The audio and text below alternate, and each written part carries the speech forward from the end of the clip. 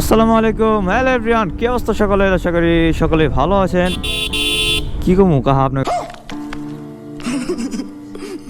কোন মানে ভিডিও শুরুতে একটা চোনা লাগাই দিল। তো যাই হোক, তো হালকা হালকা বৃষ্টি পড়তেছে, আর ভিতরে বেরিয়ে পড়ছি ভিডিও করার জন্য। আর এখন যাইতেছি হচ্ছে অষ্টিমতলা বাস স্ট্যান্ড। তো এখানে আজকে যে টপিক নিয়ে ভিডিও করব সেটা হচ্ছে বাইকের পেপারস নিয়ে, মানে যে 4টি পেপারস থাকলে আপনার পুরো বাংলাদেশ ঘুরতে পারবেন কোনো প্রকার কোনো প্যারা ছাড়া। আর কোনো জায়গায় যদি মামলা খান, কিভাবে মামলা ভাঙাবেন, মানে নিজ জেলা আপনি ধরেন থাকেন হচ্ছে ঢাকাতে, আপনি মামলা খেলেন হচ্ছে চট্টগ্রামে বা ফেনীতে বা রাজশাহীতে, মানে আদার্স যে কোনো আর কি, আপনার জেলাটা বাদে যে কোনো জায়গায় মামলাটা খাইলেন, তো সেক্ষেত্রে কিভাবে আসলে মামলাটা ভাঙাবেন, কি করবেন, এটাকে নিজ জেলা থেকে ভাঙানো সম্ভব? তো এই বিষয়ে আজকে আলোচনা করব। সার্জন কাকু, কন্ট্রোল। আসসালামু আলাইকুম। কাকু ভালো আছে? আমাকে একদিন ছেড়ে দিয়েছিল, মনে আছে আমার এখনো, বিকজ আমার ড্রাইভিং নাই। তো যাইতেছি অষ্টিমতলা যাওয়ার পর কথা হচ্ছে যে গাইস, আমি কিন্তু অলরেডি এসে পড়েছি আমাদের অষ্টিমতলা বাস স্ট্যান্ডে। আর আজকে যে টপিক নিয়ে কথা বলবো সেটা তো বললামই, যে কি কি পেপারস থাকলে আপনি পুরো বাংলাদেশ মানে কোনো প্রকার পুলিশের প্যারা ছাড়া আপনি ঘুরতে পারবেন। তো 4টি পেপারস কথা বলবো, সেটি হচ্ছে ড্রাইভিং লাইসেন্স, প্রথমে হচ্ছে স্মার্ট কার্ড ড্রাইভিং লাইসেন্স, আর দ্বিতীয় হচ্ছে বাইকের টেক্সট টোকেন, বাইকের রেজিস্ট্রেশন সার্টিফিকেট অথবা স্মার্ট কার্ড, আর তৃতীয় হচ্ছে ন্যাশনাল আইডি কার্ড। তো বাংলাদেশের সমতলে চলাচলের জন্য আপনার এনআইডি কার্ডটা না হলেও চলবে, কিন্তু আপনি যদি হিলিং করেন মানে পাহাড়ের দিকে যান, তো সেক্ষেত্রে পাহাড়ের দিকে গেলে আপনার এনআইডি কার্ড এটা মাস্ট বি লাগবে। বান্দরবনে প্রবেশ করতে গেলে আপনার এনআইডি কার্ড লাগবে। সাজেক যান, তো মানে পাহাড়ের দিকে গেলে আপনার এনআইডি কার্ডটা নিরাপত্তার জন্য সেনাবাহিনী বা বিজিবি বা পুলিশ সদস্য যারা আছে, মানে বিভিন্ন চেক পয়েন্টে আপনার এনআইডি কার্ডটা কিন্তু নিতে পারে, তো আপনার পরিচয় জানার জন্য। আর এটা হচ্ছে একটা ড্রাইভিং লাইসেন্স, তো এটা হচ্ছে আমার ড্রাইভিং লাইসেন্স, তো এটা কিন্তু মাস্ট বি রাখতে হবে। এটা না রাখলে কিন্তু আপনি যে কোনো জায়গায় মানে হুট করে একটা মামলা খাওয়ার চান্স থাকবে, কারণ এই ড্রাইভিং লাইসেন্স ছাড়া গাড়ি চালানো সম্পূর্ণ অবৈধ। আর দ্বিতীয়ত এটা হচ্ছে একটা বাইকের রেজিস্ট্রেশন স্মার্ট কার্ড। আর অনেকে সার্টিফিকেট থাকে, একটা পেপারস দেয়, আমি পেপারসটাও দেখাই দিতেছি। এটা হচ্ছে বাইকের স্মার্ট কার্ড। তো এটা কিন্তু অবশ্যই মানে আপনার গাড়ি থাকলে অবশ্যই কিন্তু এটা সাথে রাখতে হবে। আর তৃতীয়ত হচ্ছে এই যে এটা দেখায় আপনাদের, এটা হচ্ছে কিন্তু একটা ট্যাক্স টোকেন। আপনি যে মানে ব্যাড ট্যাক্স দিতেছেন, তো সেজন্য কিন্তু আপনাকে অবশ্যই ঘুরে চলার জন্য ব্যাড ট্যাক্স সরকারকে ট্যাক্স দিচ্ছেন। এটা হচ্ছে 2 বছরের জন্য পেপারস করা, এটার ডেট অলরেডি প্রায় শেষ, 15/5/2024 শেষের পথে। তো আবার কিন্তু 3600 টাকা দিয়ে নতুন করে রিনিউ করতে হবে।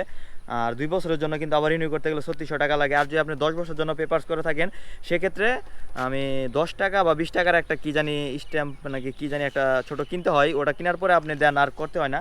মানে 10 বছরের পেপারস করলে আপনার ধরে নিতে হবে যে আমার আর কোনো প্যারা নাই, মানে আমি চলতে পারবো, বাইকের আর কোনো প্যারা নাই। আর যদি 2 বছরের জন্য করেন তাহলে কিন্তু আবার নতুন করে রিনিউ করতে হবে। তো এই হচ্ছে পেপারসগুলো। আর হচ্ছে আপনার এনআইডি কার্ড, সেটা কিন্তু অবশ্যই আপনি যদি পাহাড়ের দিকে যান বা সমতলে, আমি মনে করি আপনি নিজ জেলা থেকে বাইরে যে কোনো ট্যুরে বের হলে অবশ্যই কিন্তু ডকুমেন্ট হিসেবে আপনার এনআইডি কার্ডটা কিন্তু সাথে রাখা উচিত। তো এই হলো অবস্থা। আর যে বিষয়টা সবথেকে মেজর কথা হচ্ছে, আর সেটা হলো আপনি ধরেন মামলা খেলেন এক জেলায়, তো আরেক জেলায় কি মামলা ভাঙানো যাবে না। তো আপনি যদি সব পেপার ঠিক থাকে, তো আপনার মামলা খাওয়ার কোনো অপশন নাই। বাই চান্স ধরেন আপনি কোনো ট্রাফিক আইন অমান্য করছেন, তো সেক্ষেত্রে তো আপনি যদি মানে ধরেন ট্রাফিক আইন অমান্য করেন, সেক্ষেত্রে কিন্তু অন্য হিসাব। ট্রাফিক আইন অমান্য করলে কিন্তু আপনাকে অবশ্যই মামলা খেতে হবে।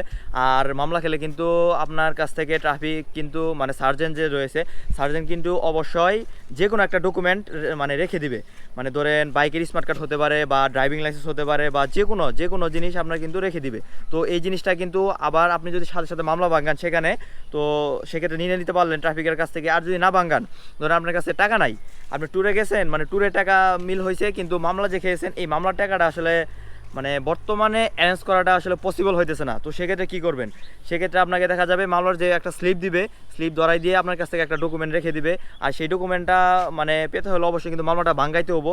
আর যদি আপনি যদি অন্য জেলায় হয়ে থাকেন, তো আপনি ঢাকাতে যদি থাকেন, কুমিল্লাতে মামলা খেলে অবশ্যই কিন্তু কুমিল্লা ট্রাফিক যে হেড অফিসে আছে সেই হেড অফিসে যেতে হবে, এবং কি সেখান থেকে এই আপনার যে পেপারসটা আছে মামলা ভাঙ্গায় পেপারসটা আনতে হবে। তো আপনি যদি ভেবে থাকেন যে আসলে এক জেলায় মামলা খেলে অন্য জেলায় ভাঙানো যায়, তো এই চিন্তা বাদ দিয়ে দেন। এটা ভবিষ্যতে মেবি আপডেট হতে পারে, এটা আসলে হইলেও অনেকটা প্রচুর টাইম লাগবে, কারণ এটা কিন্তু মানে এক জেলার পেপারস অন্য জেলায় ট্রান্সফার করা একটু কষ্টসাধ্য হয়ে যাবে ট্রাফিক বিভাগের জন্য। তো এটাই বর্তমানে আর কি প্রচলন বলতে গেলে, এটাই মানে আইন যে যে জেলায় মামলা খাবে সেই জেলা থেকেই অবশ্যই এই পেপারস মানে মামলা ভাঙ্গায় পেপারসটা নিতে হবে।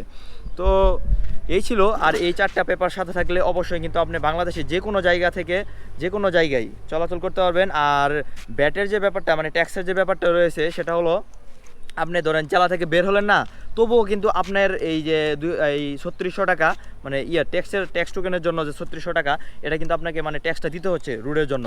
আপনি পুরো বাংলাদেশ ঘুরতে পারবেন, সেজন্য কিন্তু সরকার আপনার কাছ থেকে এই ট্যাক্সটা নিতেছে। এখন আপনি আপনার জেলার বাইরে যেতেও পারেন, আবার নাও যেতে পারেন, সেটা সম্পূর্ণ আপনার ব্যক্তিগত ব্যাপার।